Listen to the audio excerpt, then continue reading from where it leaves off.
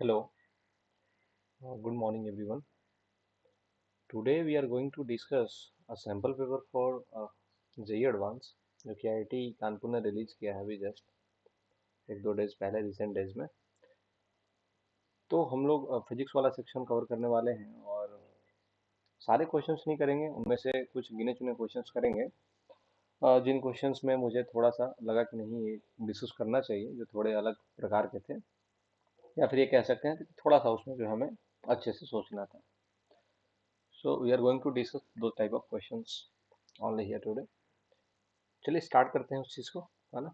Let's start. देखिए, तो मैंने उस क्वेश्चन पे ही ला करके रखा हुआ है। ये पैराग्राफ का क्वेश्चन है और पैराग्राफ में दो क्वेश्चन है हमारे सामने। उनमें से एक क्वेश्चन ये है, तो इस क्वेश्चन से हम लोग जो है स्टार्ट करते हैं। अब ये क्वेश्चन क्या है पहले ये समझ लें। क्वेश्चन में है, बोला जा रहा है consider two insulated vessel containing equal mass M, है ना। ये दो वेसल्स हैं, ये एक वेसल है, ये एक वेसल है ना, और इक्वल मासेस है दोनों में। लेकिन डायग्राम में हमें दिख सकता है कि दोनों का टेम्परेचर यहाँ पे अलग अलग है। इनको हमने एक कंडक्टिंग रॉड से कनेक्ट किया हुआ है, ऐसे कहा जा रहा है, जिसके थ्रू जो है हीट एनर्जी ट्रांसफर हो रहा है इसके लेंथ के अलाउंग। ऑब्वियस बात है, जिसका टेम्परेचर ज़्यादा है उससे ट्रांसफर हो रहा होगा कम वाले में। Initially T equal to zero पे 100 और 0 डिग्री सेल्सियस था। बाकी स्पेसिफिक कैपेसिटी वगैरह और thermal conductivity, cross section area, सारा कुछ हमें पता है, सारा कुछ हमें जो है दिया हुआ है। अब समझते हैं क्वेश्चन को, है ना। क्वेश्चन में ये कहा जा रहा है, पहला जो 17 नंबर है, पहला ये कहा जा रहा है question, if the time after which the temperature difference between the vessels becomes 50 degree Celsius is this much. कितने समय के बाद जो टेम्परेचर डिफरेंस है इन वेसल्स के बीच का, ये 50 डिग्री सेल्सियस हो जाएगा। ठीक है। तो देखिए, ये जो क्वेश्चन है ये सिंपल से कंसेप्ट का है, और नॉर्मली इस क्वेश्चन को तो कराया जाता है क्लासेस वगैरह में। नॉर्मली जब भी चीज़ें होती हैं, हमने तो जब कराया था तो इस चीज़ को कराया था, बट ठीक है ना, उस चीज़ पे तो नहीं जाते हैं। अभी हम इस क्वेश्चन को यहाँ पे फर्दर डिस्कस करते हैं कि ये चीज़ क्या है नहीं है। ठीक है, तो चलिए इसके सॉल्यूशन को यहाँ पे हम लोग देख लेते हैं। ये कहा जा रहा है कि हमारे पास दो वेसल्स हैं, है ना। एक ये है और इससे हमने एक रॉड को कनेक्ट किया हुआ है, और ये एक वेसल हमारा दूसरा है। मास दोनों में एम है, मास सेम है ना। इसमें भी मास सेम है, स्पेसिफिक हीट कैपेसिटी दोनों का सेम है, एस एस। ये जो रॉड है जो कनेक्टेड है, इसका थर्मल कंडक्टिविटी के है, लेंथ एल है, and cross section area A है। अब एक बात समझा जाए, अगर ये 100 डिग्री सेल्सियस पे है इनिशियली और ये 0 डिग्री सेल्सियस पे है, तो सिंपल सा बात है कि हीट एनर्जी हमारा 100 से 0 वाले में जा रहा होगा। और इस दौरान अगर हम टेम्परेचर की बात करें, तो अब ये सा बात है कि 100 डिग्री सेल्सियस वाले का टेम्परेचर हमारा घट रहा होगा और 0 वाले का बढ़ रहा होगा। तो अगर हम किसी इंस्टेंट का बात करें, एट एनी इंस्टेंट, ठीक है, एट एनी इंस्टेंट अगर हम बात करें और हमें ऐसा माने कि इस वाले का टेम्परेचर लेट सपोज T1 था, जो कि 100 से कम होगा, obvious सा बात है। और इस वाले का जो टेम्परेचर है लेट सपोज ये T2 था, जो कि 0 से बड़ा होगा, obvious सी बात है। तो ऐसा हम समझ सकते हैं कि हीट जो एनर्जी है ये इधर से इधर की तरफ जा रहा है, जिसको हम एच कहा करते हैं। अगर हम इसके इक्वेशन को लिखना चाहेंगे इस वाले थर्मल कंडक्टिंग रॉड के लिए, तो ये हम क्या लिखेंगे। हम सभी जानते हैं कि जो हीट करंट है that is D Q by D T.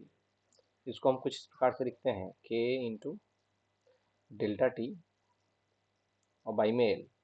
वैसे तो ये के D T by D x होता है माइनस, क्योंकि वहाँ पे हम टेम्परेचर ग्रेडियंट लेते हैं, बट यहाँ पे हम ये बात कह सकते हैं क्योंकि इसका क्रॉस सेक्शन एरिया वगैरह ये सारा यूनिफॉर्म है। तो ये किसी इंस्टेंट का बात है, ठीक है, ये किसी इंस्टेंट का बात है। अब बात समझा जाए कि यहाँ पे हमने D Q by D T जो है इसके सहायता से लिख लिया है।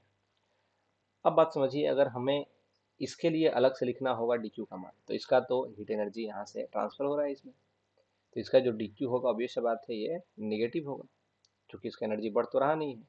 और डी क्यू को अगर हम लिखना चाहेंगे बाई कैलोरीमेट्री, तो हम क्या लिखते हैं, एम एस और डी टी। तो M S D T one मैं इसे लिख रहा हूँ, M S D T one, ये change in temperature T one है स्मॉल, और ये माइनस में। एंड ऑल्सो अगर हम इसके लिए लिखना चाहें तो डी क्यू इसके लिए क्या लिखा जाएगा भाई, इसके लिए लिखा जाएगा एम एस और डी टी टू। ऐसा ऐसा हम लिख सकते हैं, सिंपल बात है। इसका जितना एनर्जी यहाँ से निकला होगा उतना इसको मिला होगा, ऑब्वियस बात है। तो हमारे पास ये कुछ इक्वेशंस है, फर्स्ट है, सेकेंड है एंड थर्ड है। अब इनको थोड़ा हम सॉल्व करते हैं, ठीक है, और इस बात को समझते हैं कि व्हाट इज हैपनिंग। अब यहाँ पे समझा जाए, जो बात यहाँ पे हो रहा था dq का, तो dq का मान तो हमने दो तरीके से देखा था, लेकिन जो dq बाई dt था, इसे अगर हम बात करें, ये था हमारे पास k और t1 माइनस t2 बाई में l। ऑब्वियस बात है t1 जो है बड़ा हुआ t2 से, यहाँ पे 100 से वो कम है t1 और 0 से बड़ा है t2 हमारा, तो इनिशियली तो t1 बड़ा ही होगा। अब अगर हम dq को लिखना चाहेंगे तो dq के जो इक्वेशंस थे हमारे पास, that is dq equal to, एक था हमारे पास क्या भाई, तो माइनस ms dt1, और एक था हमारे पास dq equal to ms dt2।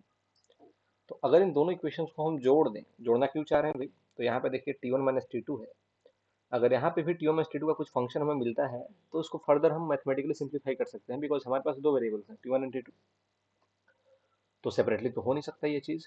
तो यहाँ पे दोनों को अगर हम सम कर दें तो 2dq का मान कितना मिल रहा होगा हमें, अगर हम ms कॉमन ले लें तो हमें मिल रहा होगा dt1 माइनस dt2, और यहाँ पर माइनस हम बाहर में ले सकते हैं। अब इसी dq के मान को हम अगर यहाँ पर ले जाके पुट कर देंगे तो हमारे पास इक्वेशन क्या बन जाएगा, माइनस ms, है ना, d, और यहाँ पर t1 minus t2 divided by, है ना, 2 है तो 2, और dt है ही, है ना, तो एक काम करते हैं, इधर वाले t1 माइनस t2 को, इसको नीचे ले आते हैं यहाँ पे, तो ये आ जाएगा t1 माइनस t2, और dt को फर्दर हम इधर मल्टीप्लाई कर देते हैं, ये आ जाएगा k dt एंड बाई में l, सिंपल। अब आप देखें, अगर हम यहाँ पे t1 माइनस t2 को एक वेरिएबल इंट्रोड्यूस कर दें जिसको हम डेल्टा t बोल दें, ऐसे कहा जा सकता है, टेम्परेचर डिफरेंस हो गया ये, तो we have the relation minus ms d delta t divided by delta t, 2 को इधर मल्टीप्लाई कर दें, 2k dt बाई में l, सिंपल। अब हमें सिंपल सा बात इंटीग्रेशन कर लेना होगा, ये वेरिएबल इंटीग्रेशन करने लायक है, ये भी करने लायक है, 0 से t। अब इनिशियली जैसा कि हमने देखा ही था, टेम्परेचर एक का 100 था, एक का 0 था, तो टेम्परेचर डिफरेंस कितना था भाई, 100। अब ये कहा जा रहा है किस समय के बाद ये टेम्परेचर डिफरेंस इनके बीच का 50 हो जाएगा। देखिए क्वेश्चन में ही एक चीज आपको दिया हुआ है कि टेम्परेचर डिफरेंस 50 हो जाए, तो हमें टेम्परेचर डिफरेंस में तो जाना ही चाहिए था, है ना, और हम मैथमेटिकली भी सॉल्व करने जा रहे थे, तो वी गॉट द आइडिया कि हमें टेम्परेचर डिफरेंस में जाना चाहिए। तो ये कितना हो जाएगा भाई, 50 हो जाएगा। देखिए सॉल्व करने के और भी तरीके इसके हो सकते हैं, मैं ये नहीं कह रहा हूँ, लेकिन ठीक है, this is one of the method to doing this. तो ये माइनस ms, और इसका इंटीग्रेशन सिंपल है, एल एन डेल्टा टी हो जाएगा, dx बाई एक्स के जैसा है ये, तो एल एन डेल्टा टी, और हम लिमिट पुट आउट कर दें 100 से 50, so we got the 2k by L and into T. Further simplify करें भाई तो ये माइनस ms हो जाएगा, और यहाँ पे आप देखें एल एन डेल्टा टी 50 रखेंगे और माइनस में एल एन 100 रखेंगे, तो 50/100 हो जाएगा, यानी 1/2 हो जाएगा, और 1/2 को हम अगर माइनस बाहर निकाल ले तो एल एन टू लिख सकते हैं, और ये माइनस माइनस प्लस भी हो जाएगा। मेरे ख्याल से ये चीज़ आपको समझ में आ रहा होगा। तो ये हम कुछ ऐसा लिख सकते हैं, ms ln2 equal to 2ka t by L. From here t का मान कितना आ जाएगा, t का मान आ जाएगा ms ln2, l भी रहेगा हमारा, एंड डिवाइडेड बाई 2ka, है ना, this will be the result. अब हम इस क्वेश्चन को अगर देखें, और इसको अगर हम यहाँ पे देखें, तो यहाँ पे आप इस चीज़ को देखिए, है ना, तो अल्फा का मान हमसे पूछा है, तो ऑब्वियसली अल्फा का मान यहाँ से कितना हमारा आ जाएगा, 1 आ जाएगा बाई सीइंग द रिजल्ट। अगर हम इस रिजल्ट को देखें, जो रिजल्ट हमने पाया है ना, यहाँ पे, है ना, यहाँ पे चलिए ठीक है। तो ये एक तो इसका पोर्शन हो गया है, दूसरे वाले पोर्शन का इसका हम लोग बात कर लें थोड़ा। तो दूसरा वाला पोर्शन क्या है भाई, तो आप देखेंगे दूसरा वाला पोर्शन ये है कि if dq amount of heat energy, paragraph same ही है तो स्टेटमेंट तो सेम ही रहना है, heat energy flows from one end to the rod to another end. देखिए हमने dq माना भी था ना, इत्तेफाक से हमने dq माना भी है कि dq अमाउंट ऑफ एनर्जी है जो इससे इसमें जा रहा है, सिंपल। तो ये कह रहा है कि then the decrease in temperature difference of water in two vessel is. अब देखिए कितना सिंपल बात ये कह दिया है, हमने ये चीज निकाला है ना, आप देखिए तो हमने ये चीज तो निकाला है। अगर चीज को मैं यहाँ पे दिखाना चाहूंगा, ये चीज आप देखें, ये dq है जो निकल रहा है वेसल लेफ्ट वाले से, और ये राइट वाले में जा रहा है, तो बोल रहा है टेम्परेचर डिफरेंस का, हमसे ये बोला जा रहा है इस क्वेश्चन में तो यहाँ पे then decrease in temperature difference of water in two vessels, decrease in temperature difference कुछ इस टर्म में ही लिखा जा रहा है। तो अभी अभी हमने ये चीज सॉल्व भी किया था। आप देखिए, अगर इनको मैं इस प्रकार से देखूं तो इक्वेशन हमारे पास है। इस इक्वेशन में अगर आप ध्यान से देखिएगा तो ये क्या है, ये है आपका 2 dq बाई में ms। इसका मान लिखने जाएंगे तो क्या लिखेंगे, dt2 minus dt1, dt2 minus dt1। Obviously ये माइनस हमने अंदर में दे दिया। इसका अर्थ ये क्या हुआ, ये दरअसल में वही बात है, ये डिक्रीज हो गया। डिक्रीज कैसे हो गया, चूंकि यहाँ T2 माइनस T1 है, अगर T1 माइनस T2 होता तो ये चीज पॉजिटिव रहता, बट ये नेगेटिव हो गया। तो decrease in temperature difference, temperature difference कैसे, तो dt2 जो है टेम्परेचर डिफरेंस था उस वाले का, दूसरे वाले का, राइट वाले का, और dt1 था लेफ्ट वाले का, ठीक है ना। तो टेम्परेचर डिफरेंस जो हो रहे हैं, इनका जो डिफरेंस, जो डिक्रीमेंट है, ये यही तो है और कुछ नहीं है। अगर आप इससे कंपेयर करें उस चीज को जो यहाँ पे पूछा गया है, तो देखिए ना, यहाँ पे बीटा की जगह पे क्या भर दिया जाएगा भाई, बीटा की जगह पे सर सिंपल है 2 भर दिया जाएगा। तो ये रहा ये पैराग्राफ, है ना। तो हीट एंड थर्मो का है, आसान सा है, बट ऐसे क्वेश्चंस बनते हैं। हालांकि ये तो सिंपल है, दोनों में वाटर भर दिया है। जब यहाँ पे दोनों में अलग अलग अमाउंट्स हो जाएंगे, अलग अलग चीजें हो जाएंगी, तब भी हम इक्वेशंस को ऐसे ही सॉल्व कर सकते हैं। यहाँ पे हम कुछ M1 H1 M2 H2 करके लिखेंगे और अगेन हम इक्वेशन सॉल्व करेंगे।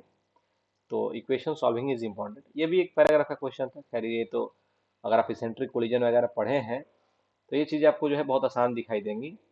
तो इसको तो मैं उतना नहीं देखने जा रहा, आप देखेंगे, है ना। हम कुछ ही क्वेश्चंस करने वाले हैं एज ए डिस्कस अर्लियर, सारे क्वेश्चंस तो नहीं करेंगे, थोड़े जो अलग प्रकार के। जैसे एक क्वेश्चन ये है ना, इसको थोड़ा देखा जाए, ये देखें आप, है ना।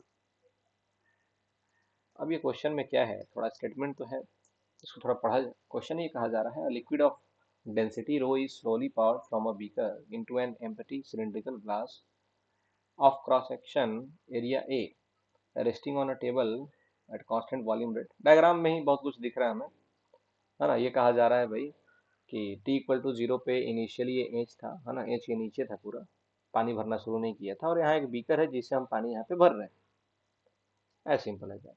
ये बीकर से हम पानी यहाँ पे भर रहे हैं, ये हाइट हमारा एच है जहाँ से ये बीकर से ये पानी फ्लो कर रहा है, और इसका जो वॉल्यूम रेट है, वॉल्यूम रेट हमारा v है। वॉल्यूम रेट यानी कि dv बाई में dt, ये हमारा v ऐसा लिखा हुआ है।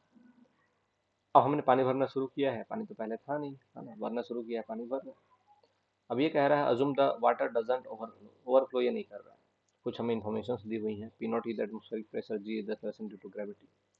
ऑप्शंस पे आते हैं, ऑप्शन से ही कुछ आइडिया लगेगा क्या ये पूछना चाह रहा है। पूछ ये रहा है the total force, the total force of the water on the glass.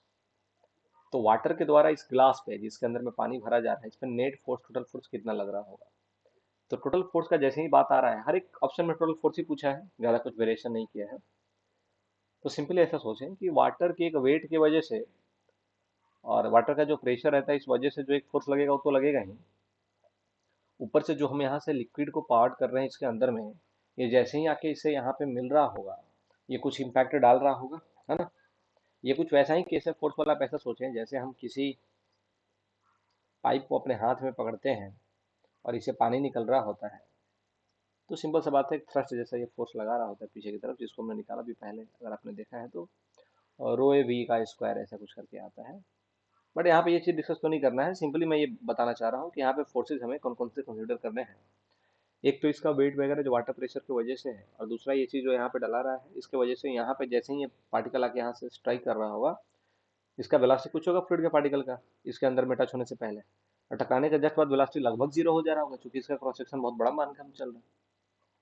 तो फोर्स हमारा कितना लग रहा होगा, ये अलग अलग एज के मान पे हमसे पूछा जा रहा है। तो पहला ऑप्शन देखते हैं, ऑप्शन के हिसाब से सॉल्व करना पड़ेगा। एच इक्वल टू H/2 पे क्या होगा। तो पहले तो आप ये समझिए कि अगर इस पानी को हम इतना नीचे लेके आते हैं तो इसका वेलोसिटी कितना हो जाएगा, है ना। वेलोसिटी को हम वी डैश लिखते हैं। तो ये कितना हाइट नीचे आया है, तो यह आया है h माइनस एच, तो वेलोसिटी कितना हो जाएगा, √2g h minus H, as simple है। इसका वेलोसिटी हमें निकल गया जब ये यहाँ पे जस्ट अबाउट टू एंटर था। अब सवाल है फोर्सेस का, तो इस ग्लास के फेसेस पे, सरफेसेस पे कितने फोर्सेस लग रहे हैं ये हमसे पूछा जा रहा है। तो ग्लास में तो एक साइड वाला क्रॉस सेक्शन हो गया, ठीक है, और एक बॉटम वाला हो गया। तो साइड वाले में जो भी फोर्सेज लग रहे होंगे, लग तो दोनों तरफ ही रहे हैं, मान लीजिए अगर सिलिंड्रिकल है तो चारों तरफ ही लग रहे हैं, बट ये सारे एक दूसरे को बैलेंस कर रहे होंगे। तो साइड वाले का तो बात हम लोग करेंगे नहीं, हम लोग बस बात करेंगे बॉटम वाले का। तो बॉटम पे प्रेशर कितना होगा? तो बॉटम पे प्रेशर हो जाएगा, जैसे यहाँ पे जस्ट बाहर में प्रेशर हमारा पी नॉट होगा, और बॉटम पे हम कितना नीचे जा रहे हैं तो एच, तो P not plus row ji H, है ना, ये प्रेशर हो गया, और इंटू हम एरिया कर देंगे। तो एक तो फोर्स ये आ गया, फोर्स बॉटम, फोर्स बॉटम का अगर हम बात करें तो P not plus row ji H. अगर आप एच का मान एच बाई टू रखें, तो यहाँ अगर आप एच बाई टू रखेंगे तो देखिए ये वाला जो टर्म है rho A G H by two and P naught है, ये दोनों टर्म तो यहाँ पे हमें मिल गया है। अब जो एक्स्ट्रा टर्म है ये वाला, ये देखा जाए कि ये फोर्स यहाँ पे कैसे लग रहा है, ये इतना है या नहीं है, ये भी बात समझा जाए। अब समझा जाए इस चीज को, देखिए यहाँ पे एक्चुअल में तो थ्रस्ट फोर्स ही लग रहा होगा अगर ऐसा समझे तो, क्योंकि यहाँ पे कुछ अमाउंट ऐड हो रहा है, और इसका पहले कुछ वेलोसिटी था, बाद में इसका जैसे ही से मिलता होगा इसका वेलोसिटी जीरो हो जा रहा होगा। तो कोई मास अगर ऐड हो रहा है तो इसका हम फॉर्मूला जानते हैं थ्रस्ट का, ये होता है D M by D T V relative, है ना, D M by D T V relative. V relative का मतलब होता है relative velocity of that mass which are ejecting from that initial substance, है ना, ऐसा कुछ हम समझते हैं। जहां तक D M by D T का सवाल है, D M by D T आपका क्या हो जाता है, यहाँ से अगर आप सोचे तो डेंसिटी में हम D P by D T से मल्टीप्लाई करेंगे, तो ये हमारा आ जाएगा D M by D T, यानी रो इंटू वी हो गया D M by D T, है ना, रो इंटू वी। अब वी यहाँ पे वेलोसिटी नहीं, वी यहाँ पे आपका वॉल्यूम फ्लो रेट, ये पहले से ही क्वेश्चन में दिया हुआ है। अब रहा बात वी रिलेटिव का, तो जैसे ही ये एंटर किया होगा इसका वेलोसिटी हमने निकाल रखा है, कितना है ये वी डैश, यानी कितना अंडर रूट में टू जी और एच माइनस एच, क्योंकि इसको हम फ्री पार्टिकल के जैसा ऐसा सोच सकते हैं। आप चाहें तो बर्नौली इक्वेशन लगाएं यहाँ से यहाँ के बीच में, बट हम ये समझते हैं, है ना, बर्नौली इक्वेशन का इस्तेमाल करने से भी हमारा रिजल्ट यही आ जाना है। अगर आप इसको एक रेफरेंस लाइन मान लें और P naught plus half, P naught plus रोजीस plus half rho B square लगाएंगे इक्वेशन, तो यही हो जाएगा। जैसे हम टोरिसेली थ्योरम का यूज करते हैं, अगर आपको ध्यान हो बीकर वगैरह में जब होल किया जाता है तो ये चीज वहां पे इस्तेमाल किया जाता है। अब आप एच का मान एच बाई टू रखें तो ये कितना आ जाएगा रो वी, और एच बाई टू रखने पे H minus H by to, यानी कितना आ जाएगा, ये एच बाई टू ही आ जाएगा, और एच बाई टू आ जाएगा तो एक टू से कट जाएगा और ये बच जाएगा रो भी रूट जी एच, यानी बिल्कुल ये वाला सही है, बिल्कुल ये वाला सही है। अब अगर एच इक्वल टू एच होगा, तो जैसे ही एच इक्वल टू एच होगा, अगर आप एच इक्वल टू एच यहाँ पर रखेंगे तो इसका मान तो जीरो हो गया, है ना, एच इक्वल टू एच का मतलब है कि ये लिक्विड बराबर लेवल पे आ गया, बराबर लेवल पे आ गया तो थ्रस्ट कहाँ से रहेगा, वेलोसिटी तो उसका उतना ही रहेगा जितना यहाँ से निकल रहा है, और निकलते समय इसका वेलोसिटी जीरो है, तो थ्रस्ट वाला फोर्स ही गायब, ये वाला गायब हो गया, तो दूसरा ऑप्शन तो ऐसे ही गलत हो गया। Total force on the water on the glass increases with age. अब एक बात समझिएगा, एच का मान एच बाई टू था तो फोर्स कुछ था ये वाला, जैसे ही एच का मान कैपिटल एच हो जा रहा था तो हम ये देख पा रहे हैं कि ये वाला फोर्स गायब हो जा रहा है। इसका अर्थ ये हुआ कि जैसे जैसे ये एच का मान बढ़ रहा होगा, जैसे जैसे हम एच का मान बढ़ाते जाएंगे, फोर्स का मान क्या होगा, ऑटोमेटिकली घटता ही जाएगा। हाँ, इस वाले का अगर हम बात करें तो इस वाले में ये चीज जो है ये कांस्टेंट है, ये वाला चीज बढ़ेगा, लेकिन इस वाले चीज की अगर हम बात करेंगे, है ना, इस वाली चीज की अगर हम बात करें तो ये वाला चीज क्या हो रहा होगा हमारा, घट रहा होगा एच के बढ़ने से, और जो घट रहा होगा ये अमाउंट ज्यादा इफेक्टिव हो जाएगा। तो ऐसा हम कह नहीं सकते हैं कि बढ़ रहा होगा, क्योंकि एक चीज तो बढ़ रहा है और ये चीज हमारा क्या हो रहा है, ये घट रहा है, तो दोनों का नेट अमाउंट बढ़ रहा है कि घट रहा है, वी कैन से, है ना। हाँ, इसके बारे में कहा जा सकता है कि ये जो फोर्स है ये हमारा घट रहा होगा, है ना, और ये वाला जो फोर्स है रोजी एच वाला, है ना, ये हमारा बढ़ रहा होगा। तो ये कहा नहीं जा सकता कि बढ़ रहा है घट रहा है ना। वैसे यहाँ पे आप डिफ्रेंशिएट करके जीरो कर सकते हैं टू चेक दिस, बट ये भी आपका नहीं होगा।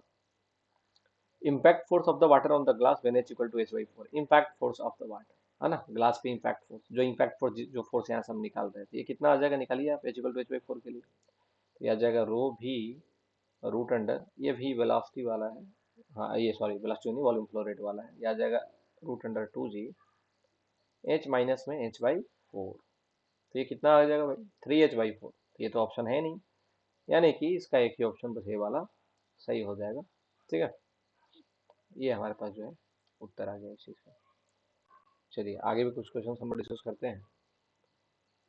एक थोड़ा मुझे बहुत आसान क्वेश्चन दिखा था वैसे, अगर ये क्वेश्चन थोड़ा भी आप देखें, वैसे ये पहले वाला क्वेश्चन तो नहीं, पहला वाला क्वेश्चन तो इंटर डायमेंशन का हो गया, ये दूसरा वाला क्वेश्चन देखिए थोड़ा, देखिए क्वेश्चन कह रहा है एक unpolarise monochromatic beam of light है जो इंसिडेंट कर रहा है मीडियम वन में, और ये इंटरफेस है दोनों मीडिया का, ठीक है ना, दोनों मीडिया का इंटरफेस है। रिफ्रैक्टिव इंडेक्स इसका एन आई है ना, और उस वाले का n फर्स्ट है n सेकेंड है, I इंसिडेंस है। It is found that the reflected beam is completely polarise. अब देखिए ये बात जो कह दिया ना, ये कितना सिंपल बात है, आप सभी जानते हैं। जब भी आप पोलराइजेशन पढ़े होंगे और पोलराइजेशन बाई जब हम रिफ्रैक्शन वगैरह पढ़ते हैं, तो वहां पे हमें एक बात पता चलता है कि एक एंगल होता है थीटा पी, जिसको हम कहते हैं, वैसे तो इसका नाम होता है ब्रिस्टर्स एंगल। तो इस वाले कंसेप्ट के लिए एक अलग से एंगल ही डिफाइंड है, जिसको साइंटिस्ट जो थे हमारे ब्रिस्टर, उन्होंने ये चीज़ खोजा था कि किसी एक एंगल पे जब हम इसको इंसिडेंट कराएंगे, तो ये रिफ्लेक्ट ना होकर के रिफ्रैक्ट ना होकर के रिफ्लेक्ट हो रहा होगा। और जो भी यहाँ पे पोर्शंस हमारे रिफ्रैक्ट हो रहे होंगे, लेट सपोज ये मान लीजिए, तो ये जो रिफ्रैक्टेड रे है और जो रिफ्लेक्टेड है, इन दोनों के बीच में एंगल कितना हो जाता है, 90। इन दैट केस ओनली जो रिफ्लेक्टेड बीम है ये कंप्लीटली पोलराइज होता है, कंप्लीटली पोलराइज होता है। तो अगर आपको ये वरिष्ठ एंगल का मान पता है, तो सिंपली ये क्वेश्चन का आंसर आपको पता है। तो वरिष्ठ एंगल हमारे पास सिंपल होता है tan इनवर्स म्यू रिलेटिव। तो tan इनवर्स म्यू रिलेटिव का मतलब जिस मीडियम में जा रहा है उसका म्यू, डिवाइडेड बाई जिस मीडियम से जा रहा था, है ना, जिस मीडियम में ये रिफ्रैक्ट हुआ है उसका म्यू, जिस मीडियम में इंसिडेंट हुआ है उसका म्यू, खत्म बात। तो मैं वैसे ही बताना चाहता था, वैसे तो मैं ये इतने आसान क्वेश्चन डिस्कस नहीं करना चाह रहा था, बट ये है कि एक सिंपल से कंसेप्ट से भी ये क्वेश्चन हमारे सामने आ रहे हैं, तो from here we can use this, है ना। और वैसे ही शायद सिंगल करेक्ट था, तो इसमें हमें और भी ऑप्शन चेक नहीं करने पड़ेंगे, नहीं तो अदरवाइज हमें ए और बी चेक करना पड़ता है वैसे। चलिए और एक क्वेश्चन करते हैं, मेरे ख्याल से इधर कोई ये क्वेश्चन था, तो थोड़ा तो मुझे ठीक लगा। हाँ ये वाला, है ना, ये क्वेश्चन देखते हैं। ये क्वेश्चन देखिए, ये थोड़ा एक अलग टाइप का क्वेश्चन है। वैसे तो ऐसे क्वेश्चंस हम जनरली नहीं कराते हैं, और ये हमारे सिलेबस में भी नहीं है, वन डायमेंशनल बॉक्स वगैरह। बट इसने इन्फॉर्मेशन दे दिया है ताकि इसको सॉल्व किया जा सके। Will try to figure out this. जैसे मान लीजिए एडवांस में कभी कोई क्वेश्चन आता है और तो थोड़ा आउट ऑफ द बॉक्स जैसा है, इसको देख के आपको लगे कि नहीं, मतलब what is this, we haven't study like this, तो थोड़ा बहुत जो है हमें दिमाग लगाना पड़ेगा, क्वेश्चन से कुछ हमें इन्फॉर्मेशन निकालना पड़ेगा। ये बोला जा रहा है कंसिडर वन डायमेंशनल बॉक्स। अब ये वन डायमेंशनल बॉक्स क्या होता है, पार्टिकल इन द बॉक्स क्या होता है, ये जो कंसेप्ट है ये टोटली ग्रेजुएशन वगैरह में पढ़ा जाता है। और वहाँ पे इसका अच्छे से डेरिवेशन वगैरह होता है, जब वे पार्टिकल डुअलिटी वगैरह ढंग से पढ़ा जाए वहाँ पे, जब क्वांटम मैकेनिक्स वगैरह पढ़ा जाता है, पार्टिकल इन वेल वगैरह करके, तो वहाँ पे इस चीज़ को हम डेप्थ में पढ़ते हैं। वैसे तो जो चीज़ पढ़ा जाता है, जो चीज़ का डेरिवेशन वहाँ पे होता है, ये चीज़ यहाँ से डिराइव कर दिया गया है वैसे, लेकिन बिना इसके एक्चुअल फॉर्मूला को जाने हम ये चीज़ नहीं कर सकते। हम तो समझते हैं क्वेश्चन क्या है, 4 इलेक्ट्रॉन ये रख रहा है, एक वन डायमेंशनल बॉक्स है, इसका साइज एल है, ये 4 इलेक्ट्रॉन रख रहा है, सबका मास एम ही है। ई नॉट एनर्जी है ग्राउंड स्टेट एनर्जी का, है ना, ग्राउंड स्टेट उसमें एक होगा, उसका ई नॉट एनर्जी, और अल्फा इतना दिया हुआ है। एच है Planck constant. Assume that electrons are non-interacting, obey the Pauli exclusion principle, and are described by standing de Broglie wave confined within the box। अब यही लाइन इसका मेन था, है ना, स्टैंडिंग वेव और डी ब्रॉगली वेव हाइपोथेसिस, ये चीज इसका मेन था। आप एक बात समझें, जैसे मान लीजिए हमारे पास कोई भी स्टैंडिंग में बन रहा है, किसी बॉक्स में पार्टिकल होगा, हम उसके वेव नेचर का बात कर रहे हैं। तो अगर हम स्टैंडिंग में बना रहे हैं, तो हमारे पास दोनों ही एंड्स पे हम बात करते हैं कि भाई अगर ये दोनों तरफ से क्लोज है, तो यहाँ पे दोनों दोनों ही एंड्स पे हमारे नोट्स बन रहे होंगे, और इसमें बहुत सारे लूप्स बन सकते हैं। तो अगर हम इन जनरल बात करें, तो एक लूप का दो नोड के बीच का दूरी λ/2 होता है, और अगर ऐसे n लूप बनते हैं तो n λ/2 हो जाएगा हमारा। और n लूप बनेंगे और ये डायमेंशनल बॉक्स का साइज भी l है, तो इसका लंबाई हम कितना मान सकते हैं, l मान सकते हैं। यहाँ से हमारा लेमडा मिल गया, ये लेमडा एन है nवे लूप के लिए, तो लेमडा एन का मान यहाँ से कितना आ गया, ये आ गया 2l/n। हाँ एक बात आपको ये समझा दी कि लेमडा हम निकाल क्यों रहे हैं, क्योंकि हमें डी ब्रॉगली वेव का बात यहाँ पे कह रहा है ये। तो डी ब्रॉगली के लिए तो हम लोग क्या करते हैं, हमें लेमडा चाहिए ही चाहिए, और वहां से मोमेंटम और एनर्जी वगैरह की बात हम लोग कर सकते हैं सिंपली। तो अगर हम मोमेंटम का बात करें वहां से, या फिर लेमडा का ही बात करें चलिए, तो लेमडा हम लोग क्या लिखते हैं, h/p। और हम एनर्जी के टर्म में जाना चाहेंगे, तो एनर्जी को हम लिख सकते हैं 2me, क्योंकि काइनेटिक ही टोटल एनर्जी हो जाता है ना वहाँ पे, पोटेंशियल तो होता नहीं, इलेक्ट्रॉन का इंटरेक्शन है नहीं, तो पोटेंशियल होगा नहीं।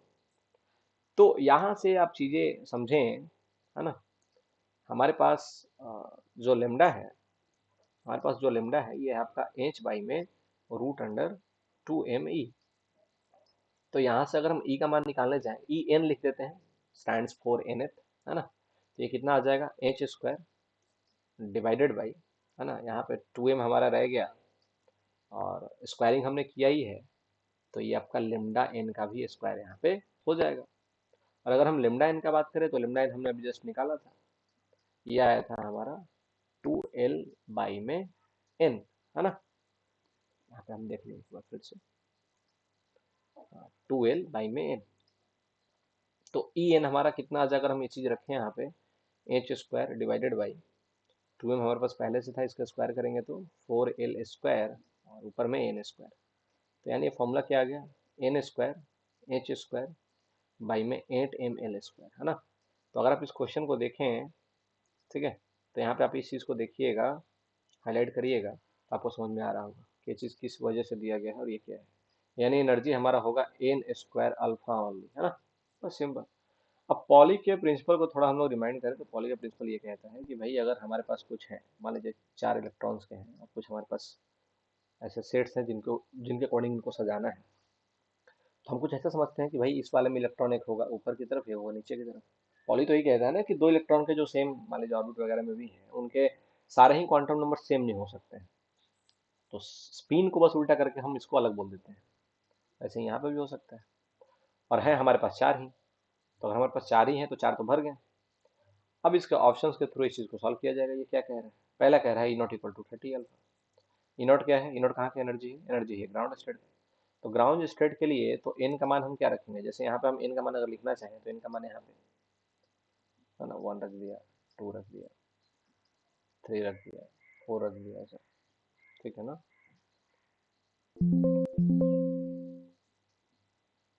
अब यहाँ पे देखिए आप, ई नॉट इक्वल टू 30 अल्फा, तो ये तो अल्फा का 30 टाइम्स होने से रहा। Energy of the highest occupied state is 16 alpha. करते देखते, हाईएस्ट ऑक्यूपाइड तो ये एन इक्वल टू 2 ही है ना, तो एन इक्वल टू 2 का ई टू कितना आ जाना है, आप रखेंगे तो ये 4 अल्फा हो जाएगा, और ई वन कितना हो जाएगा, अल्फा हो जाएगा। ई थ्री निकाल लेते हैं, कितना आ जाएगा, 9 अल्फा। ई फाइव कितना आ जाएगा भाई, 16 अल्फा। ई फाइव नहीं, सॉरी, ई फोर, है ना, ई फोर। ऑप्शंस पढ़ते हैं इसके, और total energy of the first excited state is E not plus 9 alpha, है ना, फर्स्ट एक्साइटेड स्टेट। तो फर्स्ट एक्साइटेड का मतलब आप समझ रहे हैं ना, ई नॉट प्लस ये 9 अल्फा कह रहा है, फर्स्ट एक्साइटेड, एक्साइट करेगा तो इसमें जा रहा होगा। अगर आप इसका ग्राउंड का ई नॉट मान के चलते हैं तो ये अल्फा और ये इसमें ऐड होता जाएगा। अगर आप इनके डिफरेंस को थोड़ा सा समझना चाहें तो पहले से दूसरे का डिफरेंस 3 अल्फा है, दूसरे से तीसरे का 5 अल्फा है, तीसरे से चौथे का 7 अल्फा है। तो अगर आप यहाँ से जाते हैं इस वाले स्टेट में तो कितना एनर्जी हमारा बढ़ जाएगा, 8 अल्फा बढ़ जाएगा, ठीक है। तो 8 अल्फा हमारा जो है ये बढ़ जाएगा। तो बोल रहा है कि टोटल एनर्जी, अच्छा टोटल एनर्जी हमसे पूछा जा रहा है ना, तो total energy of first excited is this much, total energy of second excited is E not plus 8 alpha. ये देख लीजिए, सेकंड है, फर्स्ट एक्साइटेड हमारा ये हो गया, सेकंड एक्साइटेड हमारा ये हो गया, तो सेकंड एक्साइटेड का कितना हो जा रहा है, 9 अल्फा हो जा रहा है, बिल्कुल हो जा रहा है। ये आपका ग्राउंड हुआ, ये फर्स्ट एक्साइटेड, ये आपका सेकंड एक्साइटेड। तो वही बस, अगर आप ये चीज समझ गए हैं और आप ये चीज समझा पा रहे हैं, यहाँ पे देख करके समझ पा रहे हैं, तो आप सिंपली आंसर उसको टिक कर सकते हैं कि भाई what will be the answer. देखिए बात यहाँ पे समझने वाला यही है कि भाई अगर ये क्वेश्चन ऐसा आ जाए जो थोड़ा सा हमें लगे कि भाई व्हाट इज दिस, क्योंकि हम वन डायमेंशनल बॉक्स वगैरह नहीं इमेजिन कर सकते हैं, तो बॉक्स कह रहा है, एक वन डायमेंशन कह रहा है, ये चीजें उन्हीं को फिगर आउट होंगी, उन्हीं को थोड़ा अच्छे से समझ में आएंगी जो क्वांटम मैकेनिक्स वगैरह पढ़े हुए हैं, क्योंकि हमारे सिलेबस में तो है नहीं जेई वगैरह के, तो हम लोग क्यों पढ़े भाई इस चीज को। अच्छा, कुछ क्वेश्चंस ऐसे भी थे जो बहुत बार ऐसे रिपीट हुए हैं, तो उनको भी थोड़े देख लें, जैसे ये सब तो काफी आसान क्वेश्चन है।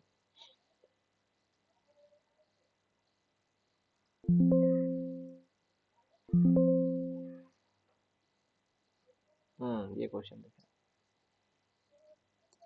ये अगर आप क्वेश्चन देखें तो ऐसा क्वेश्चन पहले किया है, ठीक है, ऐसा क्वेश्चन पहले आईआईटी में आया है, किया क्या है, पहले ही आईआईटी में आया हुआ है।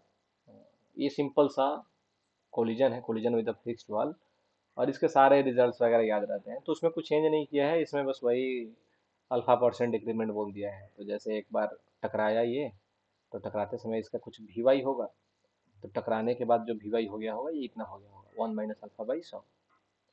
दूसरी बार फिर ये गया होगा, फिर टकराया होगा, तो अब अगली बार फिर से इतना परसेंट घट गया होगा, तो ये इस बार हो गया होगा 1/α/100, और अगेन मल्टीप्लाई बाय 1/α/100 यानी इसका स्क्वायर। तो कोफिशिएंट ऑफ रेस्टिट्यूशन देने के बजाय ये चीज दे दिया है, और कुछ नहीं है, बाकी तो चीजें वही हैं। आपको टाइम ऑफ फ्लाइट अगर निकालना होगा तो यहाँ से यहाँ तक का टाइम ऑफ फ्लाइट आपको पता है, यहाँ से यहाँ तक का, यहाँ से यहाँ तक आने का ये कितना होता है, √2h/g, और प्लस अगर यहाँ से यहाँ तक का लिखें आप तो 2u/, है ना, और इसको आप अगर u/, डैश बोल दें तो 2u/-g हो जाएगा, प्लस अगला 2u/- डबल डैश बोल दें बाई जी हो जाएगा, इसको आप y डबल डैश बोल दें। तो ऐसे ही चीजें आती जाएंगी और इन्फिनिटी तक बन जाएगा। तो इन्फिनिटी तक ये जीपी का सीरीज बनता है, सम ऑफ सीरीज निकाल लेते हैं, और इसका मान कुछ दिया है, ये टोटल जो समय है ये 91 है, और टी1 किसको कह रहा है, तो इस चीज को ये टी1 कह रहा है। तो इन्फॉर्मेशन दिया है, यहाँ से सिंपली निकाला जा सकता है। वैसे ही फिर रेंज की भी बात कर रहे हैं, तो रेंज भी हम निकालना जानते ही हैं। यहाँ से यहाँ तक का रेंज कितना हो जाएगा, तो यू नॉट इंटू दिस।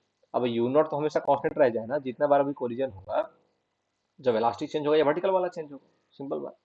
तो जब खाली वर्टिकल वाला ही चेंज होगा, यहाँ पे हॉरिजॉन्टल वाला चेंज होना ही नहीं है, तो बस यू नॉट से समय में मल्टीप्लाई करिए, रेंज आ गया।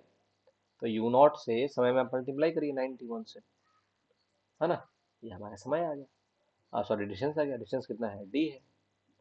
तो हमने यहाँ से निकाल लिया अल्फा, अल्फा को यहाँ पे पुट कर दिया, ठीक है, डी आ गया, तो अल्फा प्लस डी हमसे पूछा गया, सिंपल। तो आसान क्वेश्चन था, मैं इसको पूरा सॉल्व तो नहीं करने वाला हूँ, बहुत ही आसान था ये, मैं बस थोड़ा सा आपको इन्फॉर्मेशन दे दिया। हाँ, अगर आपने थोड़ा बहुत ठीक ठाक से पढ़ा है इंडक्शन वगैरह, तो आप इस वाले क्वेश्चन को ट्राई कर सकते हैं, है ना। ये भी क्वेश्चन थोड़ा ठीक है, थोड़ा ठीक है, बहुत ज़्यादा कोई मुश्किल वाला क्वेश्चन नहीं है, क्वेश्चन तो आसान ही है वैसे, लेकिन थोड़ा समझने वाला है। मैं थोड़ा सा आपको इसको समझा देता हूँ जल्दी से। ये एक स्फेयर है ना, ये मेटेलिक स्फेयर है, सॉलिड। अब इसको बीच से ऐसे काट काट दिया गया है, काट दिया गया है, और बीच से काटने के बाद इसके आधा आधा को अलग अलग कर लिया गया है।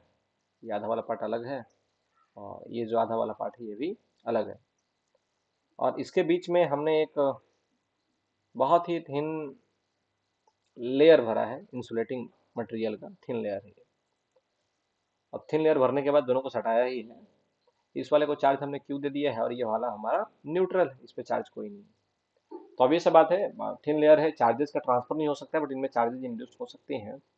तो चार्जेस इंड्यूस किस प्रकार से होंगी, बस यही चीज हमें सोचना है इस चीज में। अगर आप ये सोच लेते हैं तो ये क्वेश्चन खत्म है। तो इसका थिकनेस काफी कम है। अब इसमें इस वाले पे हमने चार्ज क्यू दिया है, ऐसा आप समझे, इस वाले पे 0 दिया है, तो इंड्यूस तो ये होगा ही। अब यहाँ पे कुछ कैपेसिटर वाला कंसेप्ट आप ला के सोच सकते हैं, जैसे इस वाले पे ना, इस वाले पे जो चार्ज आ रहा होगा, ये कितना आ रहा होगा, अगर आप फिगर आउट कर पा रहे हैं, तो फिगर आउट के जैसे मान लो आप कि इसके फ्लैट सरफेस पे, इसके फ्लैट सरफेस पे जो चार्जेज आ रही हैं, मेरे ख्याल से दिख नहीं रहा होगा, फ्लैट सरफेस पे जो चीज़ें आ रही हैं, फ्लैट वाला ये है हमारा, है ना, फ्लैट वाला ये है, और इस फ्लैट पे मान लीजिए चार्ज क्यू है, तो इस वाले पे कितना होगा, माइनस क्यू होगा। तो अगर इस पे क्यू है, तो इस पे आपका तो प्लस क्यू हो जाना है, क्योंकि ये न्यूट्रल है आधा, तो minus Q plus Q neutral हो गया, और इस पे टोटल क्यू था, तो अगर हमने क्यू इसके दे दिया फ्लैट वाले पे, तो क्यू माइनस क्यू बच जाएगा इसके आधे वाले पे, समझ रहे हैं बात। और ड्यू टू सिमेट्री हम ये कह सकते हैं कि जो क्यू माइनस क्यू है, ये क्यू के बराबर होगा, तो क्यू का मान यहाँ से क्यू/2 हो जाना है। इस प्रकार से ये इंड्यूस्ड होगा ही, क्योंकि यहाँ पे क्यू और क्यू ये दोनों भी सेम होने वाले हैं, है ना। तो अगर ये चीज आपको समझ में आ गया है, तो फोर्सेज पूछ रहा है दोनों के बीच में, तो इसको कहना बहुत आसान हो जाएगा, निकालना बहुत आसान हो जाएगा। चार्जेस का आप अगर डिस्ट्रीब्यूशन देखना चाहेंगे, तो डिस्ट्रीब्यूशन कैसे हो जाएगा, इस वाले पे क्यू/2 हो जाएगा, इस वाले पे अगेन क्यू/2 प्लस में हो जाएगा, इस वाले पे माइनस क्यू/2 हो जाएगा, और इस वाले पे अगेन प्लस क्यू/2 हो जाएगा। तो इससे ये होगा ना कि स्फेयर के हर एक सरफेस, हर एक पॉइंट पे जो सरफेस चार्ज डेंसिटी है, ये यूनिफॉर्म हो जाएगा, क्योंकि चार्जेस इस हाथ पे भी क्यू/2, इस हाथ पे भी क्यू/2। और स्फेयर के अंदर में इलेक्ट्रोस्टैटिक प्रेशर कितना लगता है, ये फॉर्मूला हम सभी जानते हैं, है ना, σ²/2ε0, और इंटू एरिया। और इन कैपेसिटर के प्लेट के बीच में कितना फोर्स लगता है, ये भी हम सभी जानते हैं। तो अगर आप किसी प्लेट में फोर्स की बात करेंगे, तो इस पे एक फोर्स मान लीजिए लग रहा है ऐसा, है ना, इस पे एक फोर्स ऐसा लग रहा है, ठीक है, और कैपेसिटर की वजह से फोर्स इधर भी लग रहा है, तो एफ नेट हमारा क्या हो जाएगा, एफ नेट ये वाला फोर्स माइनस ये वाला फोर्स, ये वाला फोर्स किसकी वजह से है, ये वाला फोर्स इसके वजह से है, इलेक्ट्रोस्टैटिक प्रेशर की वजह से है। तो यहाँ सिग्मा की जगह पे आप रख सकते हैं, सिग्मा की जगह पे आप रखेंगे क्यू/2, क्यू/2 एरिया। और एरिया की बात करें तो कौन से एरिया पे फोर्स लगता है, तो हम सभी जानते हैं कि जैसे जो फोर्सेज लगते हैं इलेक्ट्रोस्टैटिक्स वाले, ये रेडियली आउटवर्ड लगते हैं। तो जो प्रोजेक्शन एरिया आता है, उसी पे ये फोर्स लग रहा होता है। प्रोजेक्शन एरिया तो हमारा पाई r² होता है। तो इस वाले अगर हम फोर्स की बात करें, चलिए इसको कैलकुलेट कर ले थोड़ा। इस वाले हम फोर्स की बात करें, sigma square by 2 epsilon not का, तो यह जाएगा आपका Q/2, है ना। और एरिया, तो एरिया की अगर हम बात करेंगे तो एरिया का कितना हो जाएगा, सिग्मा पूरे की अगर बात करें, आधे वाले का बात करें तो आधे का एरिया कितना हो जाएगा, 2 पाई आर का स्क्वायर। बस खाली हम उसी का बात कर रहे हैं, क्या कहते हैं हम, जो हमारा स्फेरिकल सरफेस है, 2 पाई आर का स्क्वायर। ठीक है, ये सिग्मा हो गया, सिग्मा स्क्वायर बाई में 2 एप्सिलॉन नॉट और इंटू प्रोजेक्टेड एरिया जो कि पाई आर स्क्वायर। और माइनस में कैपेसिटर के बीच में जो फोर्स लगता है कितना लगता है, Q² बाई 2 एप्सिलॉन नॉट। तो Q अगेन कितना है, Q/2 स्क्वायर, है ना, Q² by 2 A epsilon not. Area again हमें कितना लेना होगा, जब ये कैपेसिटर बना है तो ये कुछ डिस्क के जैसा बना होगा, तो सिंपल बात है, इसका एरिया कितना लेंगे हम लोग, पाई आर स्क्वायर। तो इसको लिख ही लेते हैं, तो ये आ जाएगा 2 पाई आर स्क्वायर और एप्सिलॉन। तो यहाँ से देखिए तो Q² और बटे में आर स्क्वायर कॉमन आ गया, एप्सिलॉन नॉट भी कॉमन आ गया, और एक पाई यहाँ से कट जाएगा तो एक पाई भी कॉमन आ गया, और 2 भी कॉमन आ गया, है ना। इतना कॉमन हम ले लेते हैं। अब देखते हैं क्या क्या बचा। ये 2 वाला कॉमन ले लिया हमने, यहाँ पे एक 4 बचा, और 4 गुना 8, है ना। अच्छा, ये 4 बन गया, 4 का स्क्वायर 16 बन गया, ये 16, है ना। और यहाँ पे अगर घटाएं तो ये 1/4। कोई भी फोर्स बड़ा छोटा हो सकता है, हम बस मान का बात कर रहे हैं, ठीक है ना। तो मान कितना आ जाएगा, Q² बाई में 2 pi epsilon naught R square, और यहाँ पे अगर हम एलसीएम वगैरह देखें तो 16 हो गया, और ये 1 - 4 यानी 3, ऐसा आप समझे। 2 पाई आर स्क्वायर एप्सिलॉन नॉट हो गया आपका Q/2। अच्छा, ये 4 है, हाँ ठीक है 4 है, और यहाँ हमने 2 एप्सिलॉन नॉट को जो है बाहर लिया हुआ है, और ये आपका पाई आर स्क्वायर है। तो एक पाई हमारा कट गया, एक आर स्क्वायर से ही r⁴ जो कटा है, तो ये भी हमारा आर स्क्वायर ही हो गया है, ठीक है ना। और ये आपका Q² तो कॉमन है ही दोनों में, और ये Q/2 जैसे जो प्लेट्स हैं हमारे, तो इसके वजह से इस पे जो इलेक्ट्रिक फील्ड होता है तो सिग्मा/2 एप्सिलॉन नॉट। और अगर फोर्स का हम बात करें तो फोर्स या इंटू एरिया, इसका चार्ज हो जाएगा, तो चार्ज कितना हो जाएगा, सिग्मा और इंटू एरिया जो इसका है, ये कितना आ गया, सिग्मा² A/2 एप्सिलॉन नॉट। और अगर आप क्यू के टर्म में लिखना चाहें तो यह आ जाएगा Q/A, तो यह आ जाएगा Q² बाई A², तो Q² बाई में A, Q² बाई में A 2 एप्सिलॉन नॉट, है ना। अगर हम एरिया का बात करें उस क्रॉस सेक्शन का, तो हमारा वो पाई आर स्क्वायर था। तो जो भी है, दिस इज द आंसर जो हमने यहाँ पे निकाल रखा है। अब के के टर्म में ले जाना है, तो के के टर्म में आप देखिए कितना आ जाएगा, क्योंकि मेरे ख्याल से के टर्म में ही था, हाँ, KQ² बाई R² था, तो यहाँ पे एन हमें बताना था, ठीक है ना। तो एन बताना था, तो इसको के टर्म में ले जाना है, तो 4 पाई एप्सिलॉन नॉट हो जाएगा। तो 4 पाई एप्सिलॉन नॉट के लिए यहाँ पे जो है ये लिखना पड़ेगा, 2 से मल्टीप्लाई 2 से डिवाइड, तो ये कितना आ जाएगा, इसको दे देते हैं। ये आपका 3 मान लीजिए, मॉडुलस लेना ही है तो 3 ले लीजिए, ये हो गया आपका KQ² और बाई में R² और नीचे में 2 इसको दे दिया, तो ये आ गया 3 पाई 8। तो ऐसा कुछ है ना, जो भी पॉइंट्स वगैरह में आएंगे ये हमारे वो आंसर हो जाएंगे, ठीक है। थैंक यू, है ना। और भी कुछ क्वेश्चन होंगे, बाद में इसको डिस्कस करेंगे हम लोग, बट ये कुछ क्वेश्चन थे जिनको हमें देखने चाहिए। और भी अगर आप डिमांड वगैरह करते हैं तो will discuss more. Thank you all from my से, ठीक है। आगे और भी हम लोग देखेंगे, अगर कुछ आगे करना हो तो बिल्कुल विल सी दें। चलिए मिलते हैं फिर कभी एक अच्छी वीडियो में, नया वीडियो। Thank you.